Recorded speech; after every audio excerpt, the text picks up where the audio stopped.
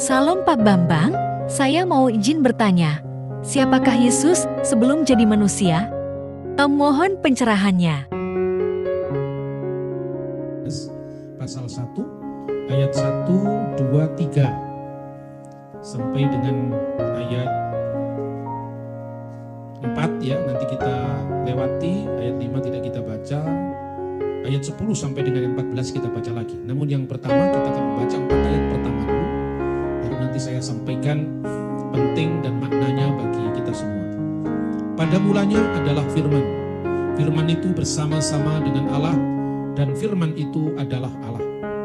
Ia pada mulanya bersama-sama dengan Allah. Segala sesuatu dijadikan oleh Dia, dan tanpa Dia tidak ada suatu pun yang telah jadi dari segala yang telah dijadikan. Dalam Dia ada hidup, dan hidup itu adalah terang manusia. Nah, saudara-saudara yang terkasih dalam Tuhan, salah satu dari bagian ayat Alkitab yang sangat penting, namun kadang-kadang tidak terjabarkan dalam pengajaran-pengajaran populer di gereja, adalah mengenai pra-eksistensi Yesus. Apa maknanya? Sebelum kehadirannya ke dunia, Yesus sudah ada. Namun bukan ada dalam keadaannya sebagai manusia, namun dalam keberadaannya sebagai firman, dan firman itu adalah Allah.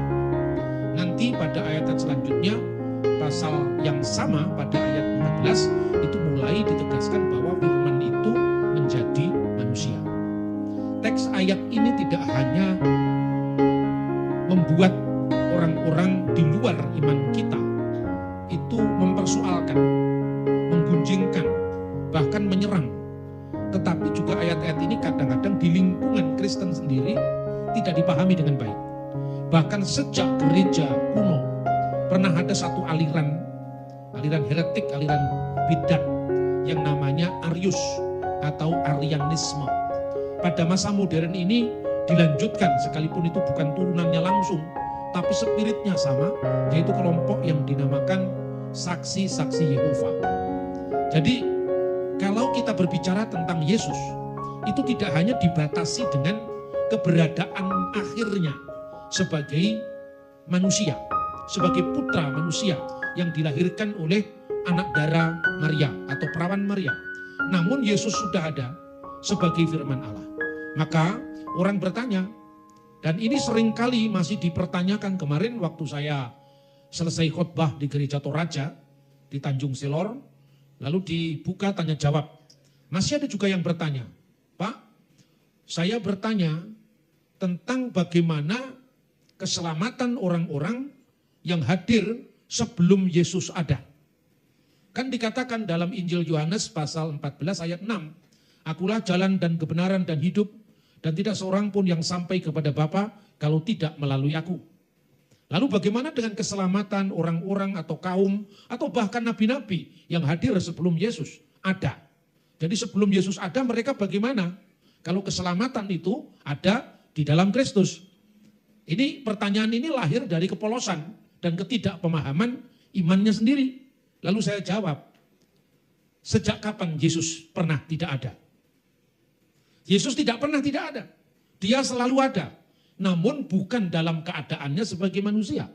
Dia sudah ada sebelum kedatangannya sebagai manusia. Sebagai apa? Sebagai firman Allah. Itulah yang ditegaskan dalam ayat Injil Yohanes ini. Pada mulanya adalah firman. Firman itu bersama-sama dengan Allah, dan firman itu adalah Allah. Kalau firman itu ada bersama-sama dengan Allah sejak semula, maka pernahkah ada waktu di mana firman tidak ada? Itulah yang dulu disangkal oleh seorang bidat yang namanya Arius. Berdasarkan itu kemudian gereja menyelenggarakan sebuah konsili yang diadakan di kota Nikea tahun 325 Masehi. Namun juga banyak orang-orang yang menyerang iman Kristen dan mengatakan, oh Yesus baru dilantik jadi Tuhan tahun 325. Ini salah paham dan pahamnya salah. Setiap agama itu memiliki yang namanya teologi atau ajaran. Perumusan ajaran, formulasi ajaran itu selalu hadir kemudian setelah ajarannya. Setelah pengalaman iman. Formulasi atau perumusan ajaran itu didahului dengan pengalaman iman. Jadi konsili itu tidak baru menegaskan ketuhanan Kristus, tetapi hanya mengungkapkan iman yang sudah ada, yang ditegaskan kembali pada konsili itu. Terus yang kedua, orang seringkali salah paham dengan judul. Kita ini orang Kristen menyembah Bapa dan Putra dan Roh Kudus, yang disebut dengan Trinitas, Tritunggal. Bagaimana mungkin kita harus percaya dengan Tritunggal padahal kata Tritunggal tidak ada dalam Alkitab? Nah ini salah paham lagi. Agama apapun juga judulnya ajarannya tidak ada dalam kitab sucinya. Ya kan? Dalam bahasa Inggris kita mengenal yang namanya monotheism. Monotheisme itu artinya paham yang menekankan keesaan Allah. Inilah ajaran yang benar yang kemudian ditekankan dalam Yudaisme, agama Yahudi, agama Kristen dan Islam. Sekalipun berbeda dalam definisi, tetapi agama-agama itu mengakui Allah itu esa. 3 kali sehari orang Yahudi membaca yang namanya Shema. Shema Israel, Adonai Elohenu, Adonai Echad. Dengarkanlah wahai Israel, Tuhan Allah kita, Tuhan itu esa. Ulangan pasal 6 ayat 4. Dan ketika Yesus ditanya, hukum yang paling utama itu dengarkanlah wahai Israel. Shema itu tadi. Nah Shema itu akhirnya disebut emunat hazihut. Artinya apa? Keyakinan iman kepada yang Maha Esa. Dalam bahasa Ibrani emunat hazihut. Lalu dalam kamus Ibrani Arab diterjemahkan dengan al-iman bi ilahin wahid atau at-tauhid. Nah kata tauhid ini juga tidak muncul dalam Alkitab, juga tidak muncul dalam Al-Quran yang dipakai saudara-saudara kita Muslim. Tapi bukan berarti tauhid tidak ada dalam ajaran Islam, bukan berarti emunat hayyahid tidak ada dalam ajaran Yudaisme, tidak berarti monotisme tidak ada dalam ajaran Kristen, tapi hanya judulnya saja yang ada kemudian. Emunat hayyahud, at-tauhid, al-iman bi ilahin wahid dan seterusnya, monotisme dan seterusnya. Nah saudara-saudara, kata Tritunggal itu baru judulnya diperkenalkan oleh seorang bapak gereja. Namanya Theophilus dari Antioquia. Theophilus dari Antioquia itu pemimpin gereja yang ketujuh setelah Rasul Petrus mengabarkan Injil di Antioquia yang dicatat di dalam Kisah Para Rasul pasal 15. Dan Antioquia itu disebut sebagai gereja kedua setelah Yerusalem. Kisah Rasul pasal 11 ayat 26, untuk pertama kali murid-murid Yesus disebut Kristen itu di Antioquia. Di Antioquia inilah seorang bapak gereja pengganti yang ketujuh kepemimpinan Rasul Petrus di Antioquia. Dia memperkenalkan kata triados. Kenapa saya tunjukkan harus pemimpin gereja di Antioquia, gereja yang tertua setelah Yerusalem, penerus yang ketujuh dari Rasul Petrus, karena masih ada hubungannya dengan para rasul. Bukan muncul tiba-tiba, tidak ada kesinambungannya dengan para rasul. Karena di gereja-gereja kuno, ya, rasul itu memiliki pengganti-penggantinya, memilih pengganti lagi sampai masa modern. Itulah sebabnya ajaran yang kita imani tentang Tritunggal Maha Kudus itu ajaran rasuli, ajaran apostolik, seperti yang diperkenalkan oleh murid-murid dari Kristus sendiri yang dari awal sejarah gereja. Karena itu Theophilus dari Antioquia untuk pertama kali menyebut kata-kata triados. Triados itu adalah theos, yaitu Allah, toteu, yaitu logos auto, ketes sopias auto. Jadi artinya apa? Triados atau Tritunggal itu adalah Allah, firman-Nya, dan kebijaksanaannya. Kebijaksanaannya itu artinya tes sopias auto, itu artinya roh kebijaksanaannya. Tidak lain Roh Kudus. Karena kata ini muncul dari Mazmur pasal 33 ayat 6. Oleh firman Tuhan, langit dijadikan, dan oleh nafas dari mulutnya itulah kebijaksanaan Allah. Maka segala bala tentaranya. Maka Bapa dan Putra dan Roh Kudus itu disebut triados, karena Allah tidak pernah sekalipun sedetik pun tanpa firman-Nya dan tanpa rohnya. Gambaran sederhananya, seperti manusia memiliki pikiran dalam dirinya yang membedakan dia dengan makhluk yang lain. Itulah ciri manusia. Kalau untuk Tuhan kita sebut firman, itu bahasa aslinya logos. Logos itu yang menjadi asal-usul dari kata logik, logika. Jadi logos ini pikiran Allah. Dan ruah hakodes. Ruah hakodes itu roh kudus. Roh kudus itu apa? Seperti manusia, itu roh yang ada dalam diri manusia itu. Maka roh Allah ada dalam diri Allah. 1 Korintus pasal 2 ayat 10 dan 11. Seperti roh manusia yang ada dalam diri manusia, maka roh Allah menyelidiki segala sesuatu yang ada dalam diri Allah. Makanya seperti manusia, ada pikiran rasional dalam dirinya yang membuat manusia berbeda dengan makhluk yang lain. Manusia itu animal rasional, makhluk berpikir, maka ada pikirannya dan ada rohnya yang membuat manusia hidup. Begitu juga Allah. Bapa itu tidak merujuk jenis kelamin laki-laki, tidak. Bapa itu adalah kebesaran, keagungan, otoritas. Maka kalau kita berdoa, ya, menggunakan kata ata. Ata itu engkau, laki-laki. Meskipun Tuhan itu tidak berjenis kelamin laki-laki. Kalau bahasa Arabnya anta, bahasa Ibraninya atah. Atah itu engkau laki-laki. Bukan berarti Tuhan laki-laki. Loh, Yesus kan turun ke dunia apa?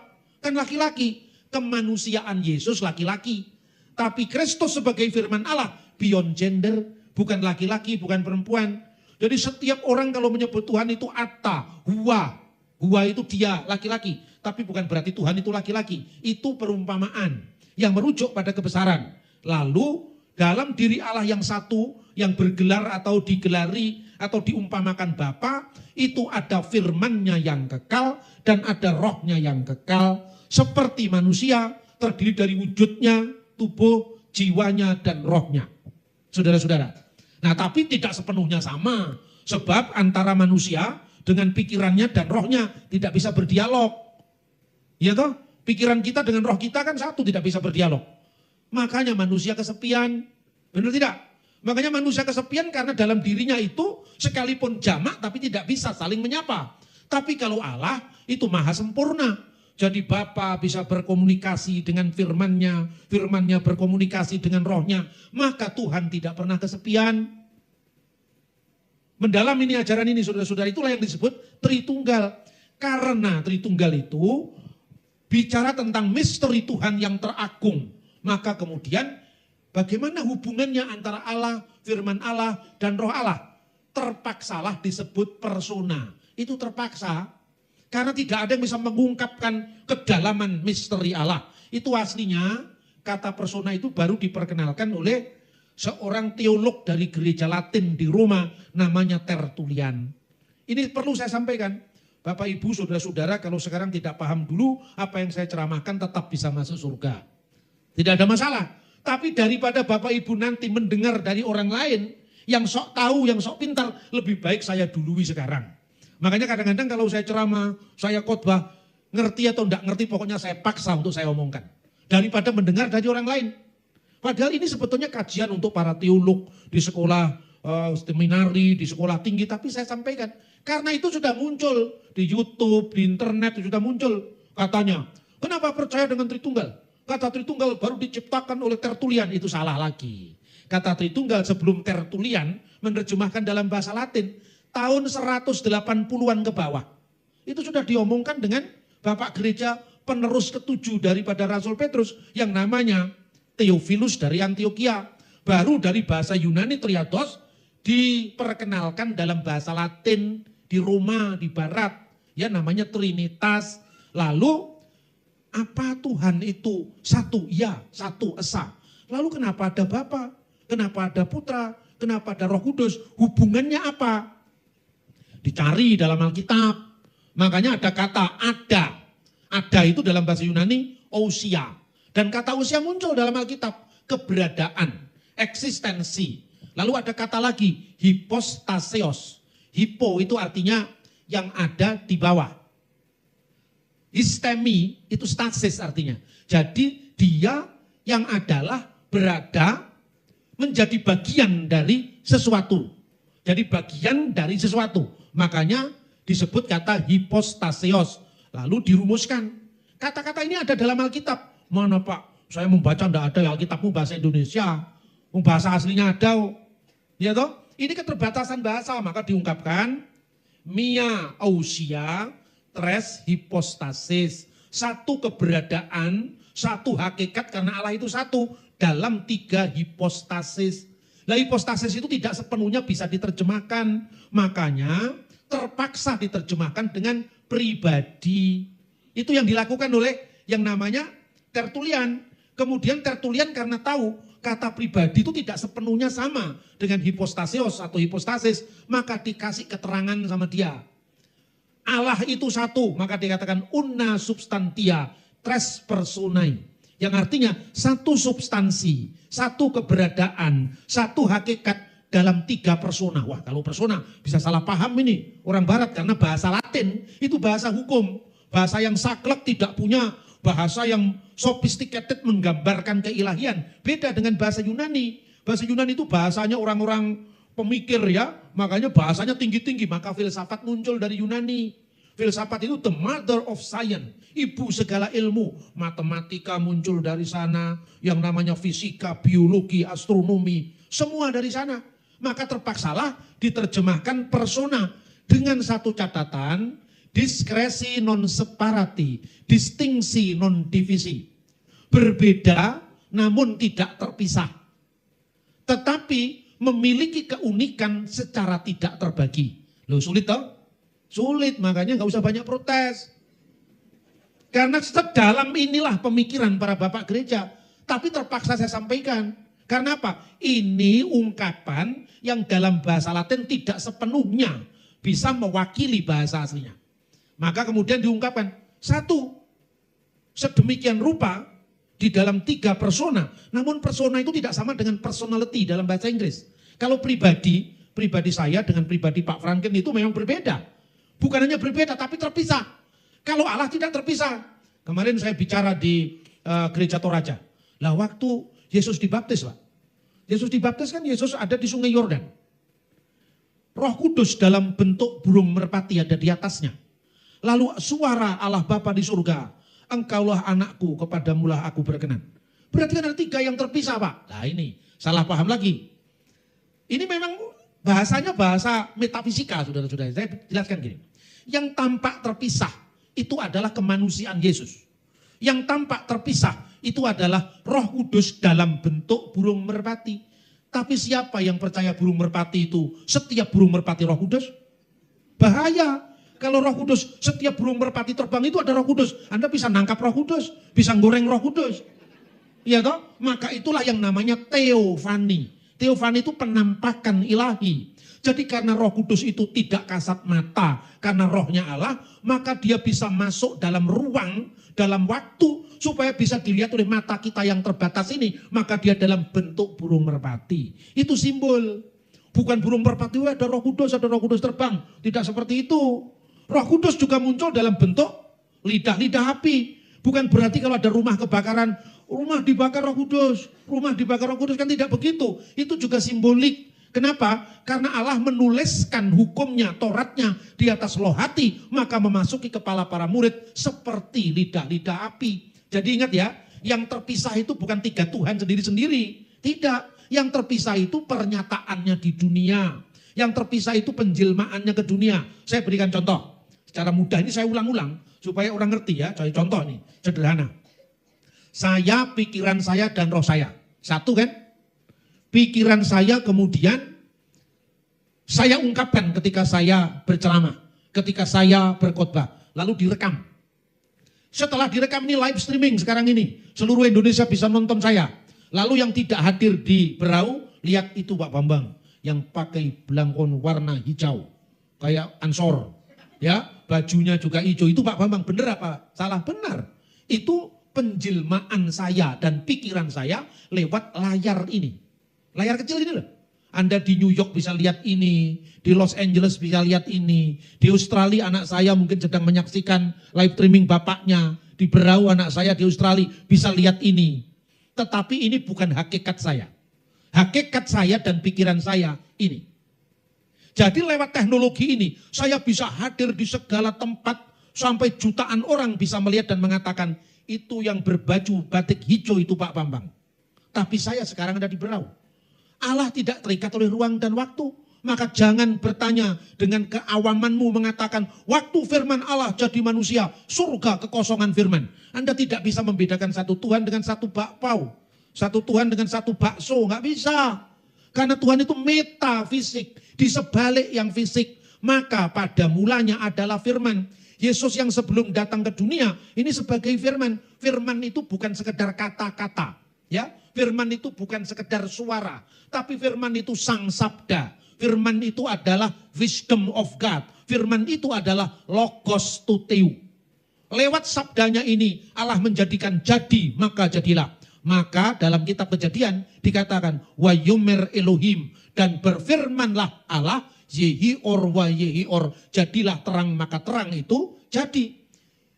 Yohanes pasal 1 ayat 3 mengatakan segala sesuatu dijadikan oleh Dia. Dia ini siapa? Dia sang firman. Dan tanpa Dia, tanpa firman itu, tidak ada sesuatu pun yang jadi dari segala yang telah dijadikan. Maka tanyalah kepada saksi Yehova. Lebih dulu mana Allah atau firman-Nya? Tanya, nanti kan pasti bingung.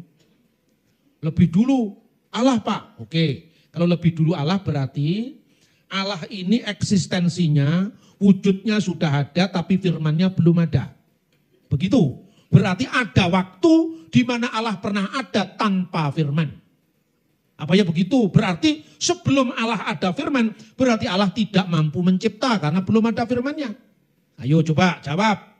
Saksi Yehova menjawab, Yesus Pak diciptakan. Jangan ngomong Yesus dulu. Firman diciptakan apa tidak?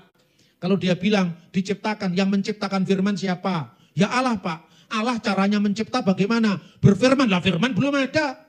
Ayo sekarang. Kalau firman itu pernah tidak ada, berarti Allah tidak punya firman. Lalu firman itu diciptakan oleh siapa? Oleh Allah Pak. Tidak ada mustahil bagi Allah. Sepakat tidak ada mustahil bagi Allah. Yang mustahil otakmu tidak sampai. Benar apa tidak? Kalau firman diciptakan, firman mana yang menciptakan firman? Ya toh? Maka firman itu sama kekal dengan Allah.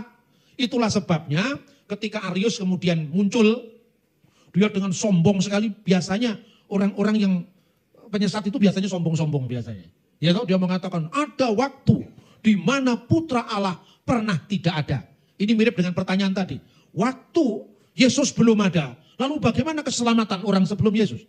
Terus saya jawab, kapan Yesus pernah tidak ada? Karena Allah selalu ada bersama firman-Nya. Maka bicara tentang Yesus sebagai firman Allah, dan Yesus itu Allah, tidak menunjuk pada kemanusiaannya yang kelihatan, tapi menunjuk kepada firman Allah yang kekal. Jadi seperti tadi saya umpamakan, ketika pikiran saya direkam ceramah saya, dan ketika saya ceramah, saya menunjukkan jari saya, tanda bahwa saya hidup karena saya ada roh dalam diri saya. Lalu orang mengatakan, itu Pak Bambang, itu Pak Bambang. Di mana-mana ada ceramah saya, dan orang mengatakan, itu Pak Bambang yang berbaju batik berwarna hijau, warna ansor itu misalnya. Ya toh, semua orang bisa melihat itu. Tapi saya sekarang ada di Berau. Jadi Allah itu ketika firman-Nya menjadi manusia, firman itu keluar dari Allah. Bahasa kiasannya dilahirkan dari Allah. Bukan berarti Allah kemudian beranak. Ya toh, lalu Omai Rama menyanyikan Tuhan tidak beranak dan tak diperanakkan. Omai Rama betul, siapa yang ngomong salah? Karena memang Tuhan tidak beranak dan tidak diperanakkan secara fisik. Itulah sebabnya Yesus bersabda di dalam Yohanes pasal 8 ayat 42. Kalau Allah itu Bapamu, kamu mengasihi aku.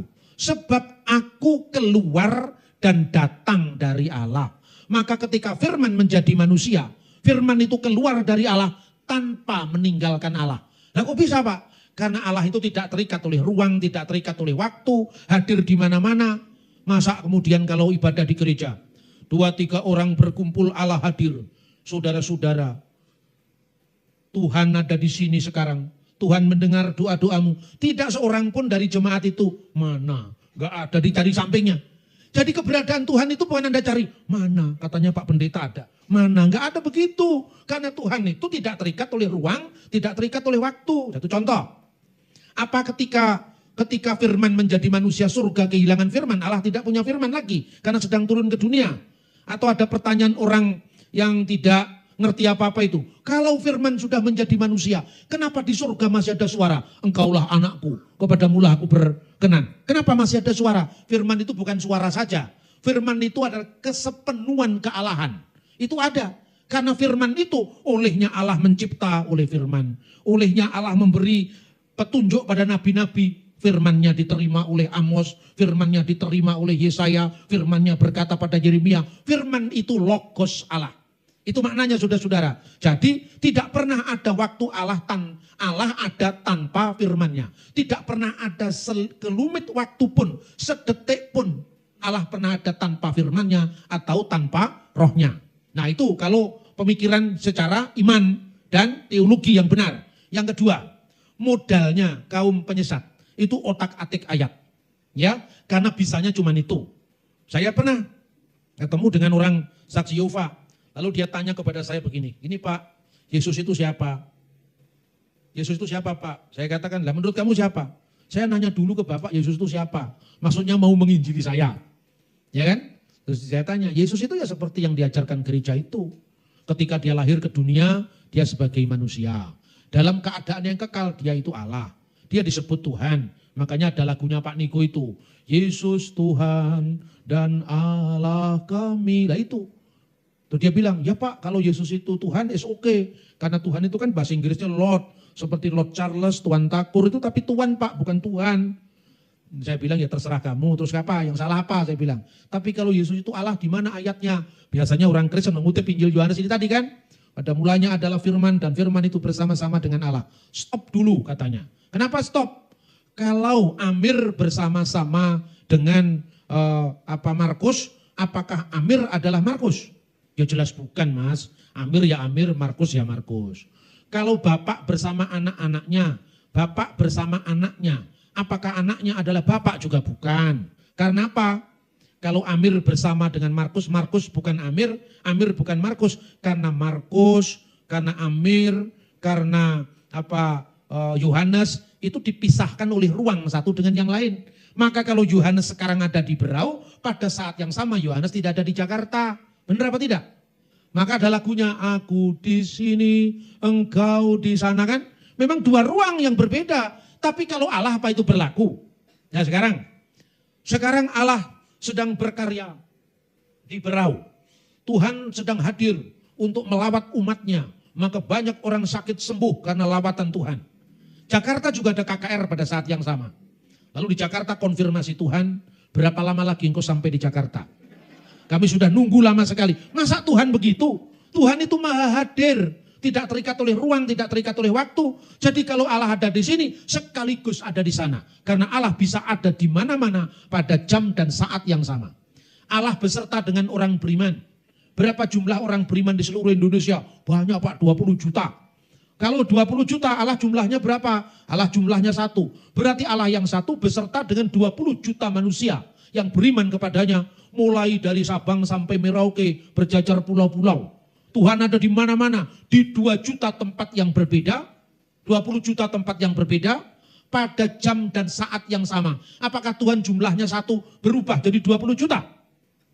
Tuhan, berapa lagi engkau akan menambahi dirimu? Sekarang penganutmu lebih banyak lagi. Apa engkau harus punya waktu, punya kesempatan untuk menyertai 40 juta manusia lagi? Itu berlaku untuk Pak Bambang Nursena. Karena kalau hari ini saya di Berau, tidak bisa saya di Bali. Kalau Tuhan kan tidak bisa begitu. Jadi logika pertama, di mana kalau saya ada di sini, tidak ada di sana, itu namanya logika fisik. Logika fisik. Fisik itu dibatasi oleh ruang, dibatasi oleh waktu. Itu kalau menurut filsafat pertama, ini terpaksa saya ngomong filsafat ini. Itu namanya logika dasar. Logika paling rendah. Satu contoh. Logika paling rendah itu gini. Manusia itu tahu kalau benda itu bulat. Misalnya bola itu bulat. Manusia tahu bahwa misalnya HP ini adalah persegi panjang. Dari mana dia tahu? Secara fisik ada bendanya. Satu contoh misalnya. HP Samsung ini persegi. Untuk saya tahu ini persegi, mata saya harus melihat. Harus berjarak. Jarak inilah yang di dalam bahasa Latin namanya abstrahire. Dari kata abstrahire muncul kata abstraksi. Misalnya, oh iya, ini bentuknya persegi panjang. Bola ini bulat, coba taruh di sini. Tahu ini bulat atau enggak? Yang tahu cuman sinarnya saja. Tapi saya tidak tahu bentuknya. Untuk tahu bentuknya harus mengambil jarak, itu namanya abstraksi. Pengetahuan manusia terendah itu kalau tidak ada bendanya, tidak punya kesimpulan, itulah 1, 2, 3 Pak Gendut naik kuda. Itu awal daripada pemahaman manusia, namanya fisik. Kalau tidak ada bendanya tidak bisa menyimpulkan. Itu terendah. Yang kedua namanya Yang kedua namanya matesis. Matesis itu hitungan. Basicnya sudah ada di sini, tidak ada di mata lagi. Contohnya, 5 kali 5 sama dengan 25. Tanpa ada bendanya pun, misalnya 25 gram, 25 karat, 25 liter. Tanpa bendanya kalau 5 kali 5 sama dengan 25. Itulah yang namanya matesis yang kemudian melahirkan ilmu matematika. Ya kan? Nah, kalau bilangan itu terdiri dari sesuatu yang terhingga, artinya terbatas, maka di situ ada penambahan. Mesti lebih banyak, contohnya 1 tambah 1 tambah 1 sama dengan 3. Lalu orang salah, Kristen itu paling tidak masuk akal. Kenapa mas? 1 tambah 1 tambah 1 kok sama dengan 1? Yang nyuruh menambahkan siapa mas? Kenapa enggak kamu kalikan? 1 kali 1 kali 1 sama dengan berapa? Tetap 1. Yang kedua, yang kamu tambahkan itu benda yang terbatas. Makanya 1 tambah 1 tambah 1 sama dengan 3. Karena 1 terbatas. Lebih banyak lagi 2, lebih banyak lagi 3. Coba sekarang, tak terhingga, ditambah tak terhingga, ditambah tak terhingga jumlahnya berapa? Tak terhingga juga. Benar apa tidak? Lah makanya ini logika tingkat kedua. Logika tingkat 3 itu yang namanya teologi atau metafisika teologi. Meta itu di sebalik, fisik itu yang kelihatan. Jadi kalau sudah bicara Tuhan tidak lagi bicara hitungan, tidak lagi bicara tentang jarak, ya. Ini ditambah ini karena ini kan ada jarak, ya. Tapi kalau tak terhingga ya tak terhingga, itulah Tuhan. Pusing kan? Pusing. Makanya jangan terlalu banyak ngurusi orang. Ya toh? Nah, sekarang kita lihat yang kedua soal otak-atik ayat tadi, Pak. Jadi firman bersama-sama dengan Allah, logikamu didandani dulu. Karena firman itu sesuatu metafisik. Ya, tidak bisa kamu aspek ruang kamu samakan dengan bakpao. Kalau 3 bakpao diambil 1 bakpao tinggal 2 bakpao. Bener toh? Itu tadi matematika. Sekarang saya ganti pertanyaannya. Kamu ahli bikin bakpao. Diajarkan pada 1000 orang. 1000 orang yang dulu tidak ahli bakpaologi, sekarang ahli bakpao. Apakah ilmumu berkurang 1000? Tidak. Lah kenapa tidak? Wong diajarkan berarti kurang. Karena ini bukan benda. Makanya berbeda. Cara mikirnya berbeda. Jadi firman bersama-sama dengan Allah, firman adalah Allah. Kenapa firman kok adalah Allah, Pak? Makanya konsili Nikia tadi kemudian merumuskan. Dan aku percaya akan satu Tuhan, Yesus Kristus, yang diperanakkan dari Bapa, yang dilahirkan dari Bapa, sebelum segala abad. Loh kok lahir dari Bapa, Pak? Lahirkan dari ibu, gak ada lahir dari Bapa. Ya toh? Karena ini bukan kelahiran fisik. Makanya lahir dari Bapa itu seperti lahirnya sebuah gagasan dari pikiran seseorang. Ayo siapa yang mengatakan? Pancasila itu lahir dari gagasan Bung Karno. Nanti dulu Pak, siapakah istri Bung Karno yang melahirkan gagasan? Sebab Bung Karno punya istri namanya Bu Fatmawati yang melahirkan Bu Megawati. Bung Karno punya istri Bu Hartini yang melahirkan Mas Taufan misalnya. Ini kan lahir fisik, tapi kalau lahirnya sebuah gagasan, tidak perlu ibu, tidak perlu pengandungan, tidak perlu bidan. Paham nggak? Jadi kalau Allah punya anak, siapa bidannya itu pertanyaan primitif. Karena tidak bisa membedakan satu benda dengan satu yang metafisik tadi. Maka lahir dari Bapa artinya Allah menyatakan diri melalui firman-Nya. Maka dikatakan dalam Yohanes pasal 1 ayat 18, tidak seorang pun pernah melihat Allah. Jadi Allah itu tidak bisa dilihat. Tapi anak tunggal yang di pangkuan Bapa, dialah yang menyatakannya. Maka konsili itu kemudian menegaskan, Yesus itu Allah dari Allah sebagai firman. Bukan sebagai manusia, bukan kemanusiaannya, terang dari terang. Seperti sinar matahari yang keluar dari matahari. Maka matahari, ada bendanya di langit. Kita tahu itu matahari karena ada sinar yang keluar dari matahari. Setiap mata bisa melihat. Lalu kita berjemur di bawah matahari. Ada panasnya yang kita rasa. Jadi matahari ada sinarnya yang kita lihat, ada panasnya yang kita rasa. Tritunggal juga. Saudara-saudara terkasih dalam Tuhan, itulah gambaran paling sederhana tentang eksistensi Allah. Maka dikatakan Allah dari Allah, terang dari terang, Allah sejati dari Allah sejati, dilahirkan tidak diciptakan. Nah, yuk sekarang, dilahirkan. Setiap orang lahir pada saat dia adanya, pada saat dia dilahirkan. Satu contoh. Saya ini dilahirkan pada tanggal 27 bulan Zulkaizah tahun 1383 Hijriah. Bukan tahun Masehi, tahun Hijriah. Misalnya ini. Sebelum tanggal 27 bulan Dzulhijjah, saya belum ada. Ya toh, keberadaan saya diawali hari kelahiran saya. Makanya ada hari ulang tahun. Keberadaan Yesus tidak diawali dari kelahirannya. Karena kelahirannya ke dunia itu kelahiran firman yang menjadi manusia. Tetapi firman dari Allah itu sama-sama kekal dengan Allah. Roh dari Allah itu sama-sama kekal dengan Allah. Tidak terikat oleh ruang, tidak terikat oleh waktu. Tidak ada yang dahulu, tidak ada yang kemudian. Karena sejak kekal Allah bersama firmannya dan rohnya. Bereshit bara Elohim et hasamayim ve et zaaret. Pada mulanya Allah menciptakan langit dan bumi Elohim. Ve haaret hayyeta tohu wa bohu. Dan bumi itu belum berbentuk dan kosong. Ve hosek alfenetehom. Dan kegelapan menutupi samudra raya. Ve ruah Elohim. Dan roh Allah. Merakefet alfenehamayim. Melayang-layang di atas permukaan air. Jangan berpikir bahwa roh Allahnya kecil, airnya, samudranya luas. Bukan itu maksudnya. Artinya roh Allah itu sumber hidup dalam diri Allah. Menyalurkan kehidupannya. Sehingga benda yang mati itu menjadi hidup. Karena apa? Dihidupi oleh roh Tuhan. Elohim, ruah Elohim. Baru yang ketiga, wayomer Elohim, yehior wa yehior. Jadilah terang, maka terang itu jadi. Berfirmanlah Allah, jadi Allah. Roh Allah, firman Allah. Itu yang dihayati oleh sepanjang sejarah, mulai dari pembukaan kitab Taurat Sefer Bereshit 1 ayat 1 sampai dengan 3. Kejadian pasal 1 sampai dengan 3. Lalu dihayati di dalam firman Tuhan dari zaman ke zaman. Seperti Mazmur 33 ayat 6. Dengan firman Tuhan langit dijadikan firman Tuhan. Dengan nafas dari mulutnya, nafas ruah dari roh. Jadi roh, firman, Tuhan yang punya firman. Lalu berkat Harun juga 3 aspek disebutkan. Ya kan? Berkat Harun. 3 kali kudus Trisagion. Kudus, kudus, kuduslah Tuhan di atas bala tentaranya. Juga 3 kali. Benar tidak? Jadi semuanya itu dihayati dalam ibadah. Dihayati dalam penyembahan. Dihayati dalam pemujaan. Tapi orang belum paham. Bagaimana menjelaskan Allah dan firman Allah dan roh Allah terus berjalan sampai Yesus datang.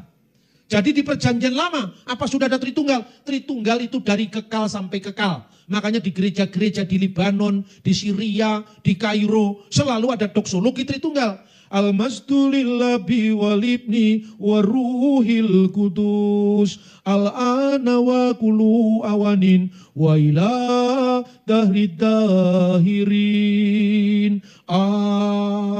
Amin. Itu gereja di Libanon, bukan gereja di Berau. Itu gereja di Kairo, ya kan? Karena itu agama itu jangan selalu dikaitkan dengan budaya. Kekristenan itu bukan hanya datang dari barat, datang dari timur juga. Bahkan Yerusalem, Antioquia itu letaknya di timur, bukan di barat. Baru dibawa ke Roma, dibawa ke Konstantinopel, dibawa ke Eropa. Setelah 1000 tahun, gereja ada di Eropa lupa rumahnya. Rumahnya kan di Timur Tengah. Maka saya ingin dari timur dibawa ke barat. Sekarang barat mampir lagi ke timur, lihat masa lalu kita. Itulah gereja. Jadi Kristus itu memang milik segala bangsa. Termasuk miliknya orang Libanon. Kalau Anda pergi Paskah di Libanon. Itu setiap Paskah itu ada lagu yang menarik sekali. Al-Masihum min ba'inil amwat. Kristus telah bangkit di antara orang mati. Al-Masihu min ba'inil amwat. Wawati al-mauta bil maut. Wawakabal hayata lilladina fil kubur. Ini bahasa Arab tapi bukan Islam loh. Bahasa Arab Kristen ini itu ada di Libanon, di Syria, di mana. Jadi jangan membatasi karya Kristus dengan budaya kita. Jangan membatasi Kristus dengan hanya alat musik kita. Mau pakai drum, mau pakai musik klasik, mau pakai musik apa itu hanya sarana. Ya, orang sering mengatakan, wah ini gereja Pentakosta, ini gereja karismatik tidak sah. Masa ada drum? Yang benar musik klasik. Zaman Yesus musik klasik juga tidak ada. Ini kadang-kadang orang ini bertengkar pada hal-hal yang tidak substansial. Tapi tentang pokok iman kita yang disalahpahami, kita tidak pernah bicara. Sudah-sudah yang terkasih dalam Tuhan. Nah, kita hayati kemudian ayat selanjutnya ya. Firman yang menciptakan langit dan bumi itu sama kekal dengan Allah. Karena tidak ada waktu, di mana pernah ada waktu, di mana Tuhan ada tanpa firman-Nya. Selalu Tuhan ada bersama firman-Nya dan rohnya. Lalu, ayat 10. Ia telah ada di dalam dunia dan dunia dijadikan olehnya. Dunia dijadikan oleh firman Allah. Maka tidak mungkin firman Allah dijadikan. Dunia dijadikan olehnya, tapi dunia tidak mengenalnya. Kenapa dunia tidak mengenalnya? Karena dia datang dalam kemiskinannya, agar yang miskin menjadi kaya. Dia datang kepada yang terbatas, sekalipun dia tak terbatas, agar yang terbatas ini boleh diangkat dari kemuliaan, mengambil bagian dari dia yang tak terbatas. Dia datang pada milik kepunyaannya, tetapi orang-orang kepunyaannya itu tidak menerimanya. Saudara-saudara pernah ya, ada seorang tokoh di Jawa Timur, kira-kira awal abad 19. Namanya adalah Kiai Tunggul Wulung atau Kiai Abdullah Tunggul Wulung. Dia itu mencari kebenaran sampai dia naik ke Gunung Kelut. Loh, kenapa cari kebenaran ke Gunung Kelut? Karena waktu itu belum ada KKR. Dia mencari Tuhan dengan caranya sendiri, ya toh? Di situ dicegah oleh seorang pertapa perempuan, namanya Endang Sampurnawati. Lalu terjadi dialog, Tuhan tidak boleh naik ke sini, karena ini wilayah saya. Sebelum Tuhan bisa menjawab ilmu saya. Apa itu? Ada buah kemiri jatuh hari ini, tapi bisa dipanen kemarin. Apa dan siapa? Loh ini abad 19 itu. Buah kemiri jatuh hari ini, tapi bisa dipanen kemarin. Wah kemiri tiba saiki nanging dipanen dek wingi, bahasa Jawanya. Buah kemiri jatuh hari ini tapi bisa dipanen kemarin. Kata Kiai Tunggul Wulung, sebelum saya bisa menjawab pertanyaanmu, jawab juga pertanyaanku. Kiai Tunggul Wulung mengatakan, Ratu Adil, Raja Selamat. Ratu bahasa Jawa itu bukan perempuan, kalau bahasa Indonesia perempuan. Kalau raja perempuan bahasa Jawanya Rani. Ratu Rani ya. Rani itu perempuan. Ratu Adil, Raja Penyelamat. Rawuh mertamu, datang bertamu. Tamu menyilakan si tuan rumah. Sebiting tanpa sangu sepeser pun dia tidak ada bekal. Siapa dia? Lo anehnya, kedua-duanya menjawab serempak. Yesus Kristus. Tahu dari mana orang ini Yesus Kristus? Saya meyakini tahu dari Roh Kudus. Karena Roh Kudus sedang jengkel pada para penginjil. Karena dia tidak pernah menyampaikan kabar baik. Ya kan? Maka Roh Kudus turun langsung. Kok bisa begitu? Jawabannya ayat ini. Dia datang pada milik kepunyaannya karena apa? Sesungguhnya pemilik yang sebenarnya itu tamunya tadi. Tapi orang yang merasa diri tuan rumah tadi tidak mengenal dia karena dia datang dalam keadaannya yang miskin. Dia yang kaya menjadi miskin sehingga tidak dikenali kemuliaannya. Satunya, wah kemiri, buah kemiri jatuhnya hari ini. Jadi jatuhnya baru hari ini. Tapi anehnya kok bisa dipanen kemarin. Apa artinya? Nabi-nabi yang datang, semua orang bijak yang datang sebelum firman menjadi manusia. Dia hidup dari firman itu. Sebelum kedatangannya jadi manusia. Itulah keselamatan bagi mereka yang belum mengenal Kristus sebelum kedatangannya ke dunia. Jadi jangan lagi bertanya, lalu bagaimana nabi-nabi, orang-orang yang datang sebelum Yesus ada? Itu pertanyaan keliru. Yesus tidak pernah tidak ada. Dia ada sebagai firman Allah. Maka akhirnya dua orang ini naik ke Gunung Kelut. Hampir 7 tahun dia sana mencari kebenaran. Lalu dia mendapatkan suara dari surga. Tinggalkanlah tempat ini dan pergilah kepada seorang hambaku di sana. Merujukkan tempat itu adalah namanya Mojowarno. Lalu datang kepada seorang, ternyata orang itu pendeta. Loh yang saya ceritakan ini sejarah gereja Jawa ini, saya bukan ngarang ini. Lalu datanglah kepada seorang pendeta Belanda, namanya Mr. Jelesma, Dominee Jelesma. Jelesma itu seorang Belanda yang datang pada generasi kedua.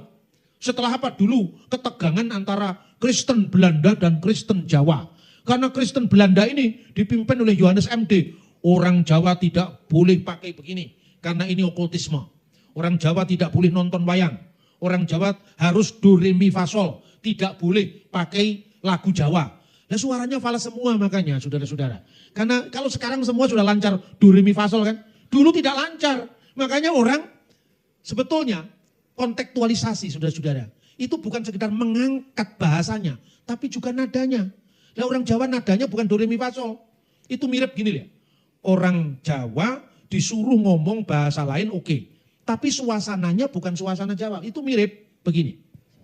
Kita disuruh nembang Jawa, ya, disuruh menyanyi lagu Jawa, tetapi nadanya nada do re mi fa sol. Jadi orang merasa asing karena tetap tidak bersuasana Jawa. Seperti orang Dayak, orang Batak, orang apa, nadanya tidak sama dengan mereka. Itu seperti kalau Anda nyanyi lagu Jawa diterjemahkan bahasa Inggris. Nadanya Jawa. Kira-kira pantas apa tidak? Misalnya, ini yang Jawa ada ya. Saya terpaksa ini, karena ceritanya Tunggul Wulung. Ya, ceritanya dari Jawa, makanya terpaksa nyanyi lagu Jawa. Dalam bahasa Jawa itu ada lagu begini. Ojo sok gampang dadi wong lamis, ento yento amung lamis. Jangan jadi lip service, jangan munafik artinya. Coba terjemahkan dalam bahasa Inggris. Kira-kira ngerti nggak orang Inggris sana? Do not be easy to be lip service, if only lip service. It better for you. Kan nggak cocok gitu saudara-saudara. Maka kita ini kontekstualisasi yang separuh-separuh. Akibatnya apa? Ada polarisasi Kristen Jawa dan Kristen Belanda. Sampai datanglah Dominicalisme. Lalu singkat kata, Kiai Tunggul Wulung yang sudah paham kekristenan dari suara Roh Kudus tadi menjadi cikal bakal penginjilan di tanah Jawa. Dari Kiai Tunggul Wulung lahirlah Kiai Sadrah yang menjadi cikal bakal gereja-gereja di Jawa Tengah.